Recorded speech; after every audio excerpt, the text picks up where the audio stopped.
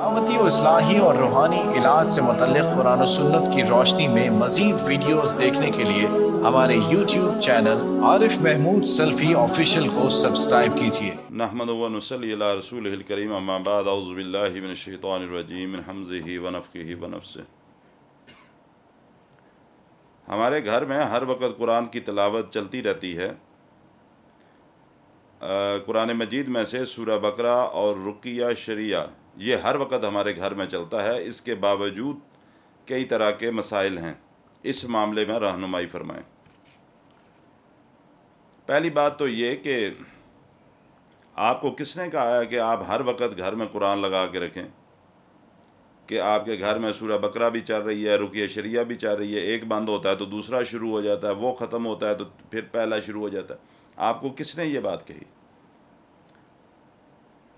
عبادت بھی شریعت ہمیں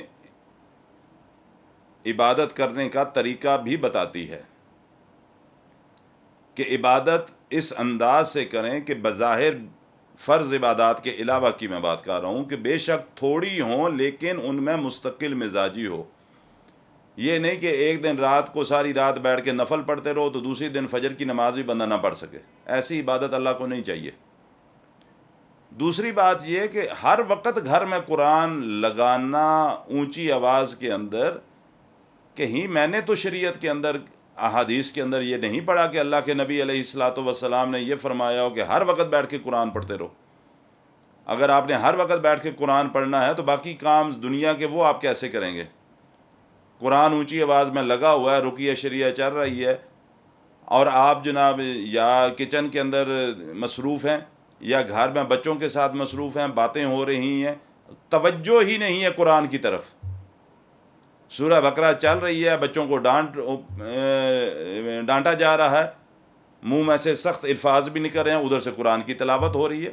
یہ قرآن کا لگانے کا طریقہ یہ درست نہیں۔ اگر قرآن لگانا بھی ہے تو قرآن کو پھر توجہ سے سننے کا بھی حکم ہے۔ وہ فائدہ بھی اس وقت ہوگا کہ جب قرآن کا تقدس احترام ملحوظ رکھتے ہوئے قرآن کی تلاوت کو ہم سنیں بھی بیٹھ کے۔ اب پورا دن بیٹھ کے 12 14 16 گھنٹے بیٹھ کے قرآن سنا نہیں جا سکتا۔ انسان نے اور بھی اس کے کام ہیں، مرد حضرات ہیں، انہوں نے کاروبار کرنے ہیں، دکانوں میں یا ملازمت، جو بھی اللہ نے ان کا سورس آف انکم رکھا ہے وہاں جا کے انہوں نے محنت مزدوری کرنی ہے۔ وہ سارا دن کہاں بیٹھ کے قرآن سنیں گے؟ خواتین ہیں، انہوں نے گھر کے کام کرنے ہیں، کھانا پکانا، دوسرا بچوں کو سنبھالنا، سارے معاملات گھر میں قرآن چل رہا ہے۔ یہ طریقہ ہرگز شریعت نہیں بتاتی۔ ہم تو معذرت کے ساتھ شارٹ کٹ ہم نے نکال لیا کہ سورہ بقرہ لگا دو جی چل رہی ہے۔ وہ میرے پاس ایک دوست آیا، وہ کہنے لگا جی میں روزانہ کوئی 15 دفعہ سورہ بقرہ پڑھتا ہوں۔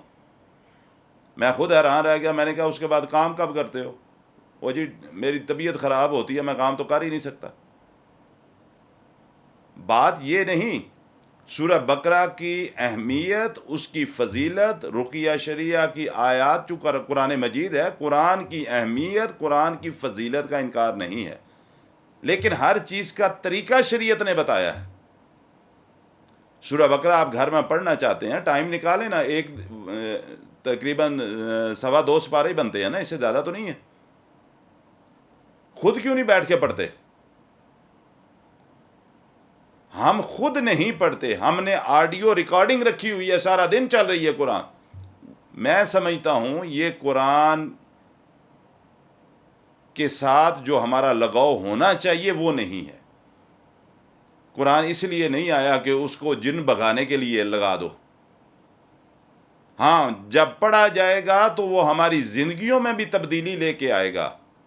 جب ہم پڑھیں گے ہمارے بیماریاں بھی وہ دور کرے گا۔ جب ہم گھر میں بیٹھ کے پڑھیں گے تو ہمارے گھر میں اللہ کی رحمت کے فرشتوں کا نزول ہوگا۔ یہ غلط بات ہے کہ قرآن لگا دیں اور اس کے بعد سارے کام وہی کرتے رہیں۔ بعض اوقات گھروں کے اندر الفاظ کے چناؤ کے حوالے سے کہہ رہا ہوں کہ بعض اوقات بچوں کے ساتھ سختی سے بھی بولنا پڑ جاتا ہے، والدین منہ سے گالی بھی نکال دیتے ہیں، ادھر سے قرآن چل رہا ہے اور ہماری توجہ نہیں ہوتی قرآن کی طرف۔ ہر چیز کا ایک طریقہ ہے۔ اس کو اعتدال کے اندر لے کر آئیں. آپ سورہ بقرہ کے فوائد حاصل کرنا چاہتے ہیں اللہ کے نبی علیہ الصلوۃ والسلام کے فرمان کی روشنی میں روزانہ ایک دفعہ پڑھیں. وقت نکالیں اپنے لیے. 1 گھنٹہ نہیں نکال سکتے کیا ہم اپنے مسائل کے لیے؟ یہ ہے طریقہ. اس کو سمجھ کے پڑھیں, سکون کے ساتھ بیٹھ کے پڑھیں, پھر اس کا فائدہ ہوگا انشاءاللہ. لہذا آپ کا جو سوال ہے اس کے پس منظر میں یہ بات کہہ رہا ہوں, اپنے گھر میں قرآن پڑھنے کی عادت بنائیں, قرآن پڑھنا شروع کریں. اور اگر آپ خود قرآن پڑھے نہیں ہیں تو سورہ بقرہ زیادہ دیر یعنی پورا دن رات لگانے کے بجائے صرف دن میں 1 دفعہ لگائیں, اور اس جب چل رہی ہو آڈیو اس کی, اس وقت توجہ سے بیٹھ کے اس کو سنیں. انشاءاللہ آپ کی جو پریشانیاں ہیں جسمانی طور پہ جو تکالیف ہیں اللہ انشاءاللہ ان پہ شفا عطا فرمائیں گے.